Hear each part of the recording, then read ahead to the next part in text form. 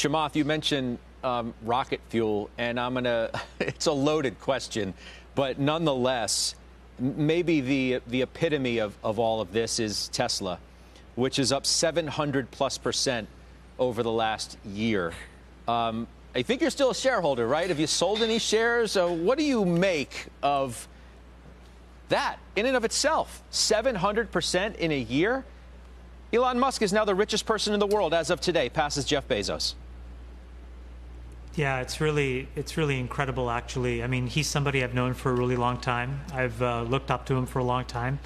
And here's what I would say, that he built a great car company, and somewhere along the way, you know, about 5 or 6 years ago, what I thought he was building was an energy company, and that eventually people would realize that climate change actually mattered. And it's taken 5 or 6 years for everybody to realize the same thing, and he's being rewarded. You know, the world's richest person should be somebody that's fixing and fighting climate change. I think the reality is that Tesla is a distributed energy business, right? They are figuring out how to harness energy, how to store it, and then how to use it in a way to allow humans to be productive. Cars are a manifestation, but you know, solar panels are as well, power walls are as well.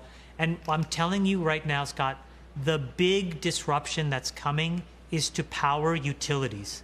There are trillions of dollars of bonds, of capex, of value sitting inside the energy generation infrastructure of the world that is going to go upside down. And when that goes pear-shaped, Tesla will double and triple again. And I think, you know, I tweeted this a while ago that I thought the world's first trillionaire would be a person fighting climate change.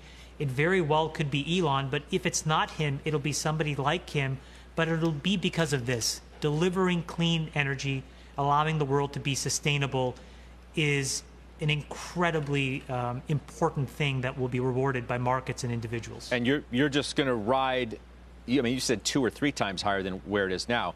You're just going to ride that wave? Scott, I don't understand why people are so focused on selling things that work. Let's just, you know, I'll make up a number. Let's just say I owned $1 billion of Tesla stock. If I sold it, now I have $1 billion problem. What do I do with that money? What about if it was 100 million? What about if it was just 10,000?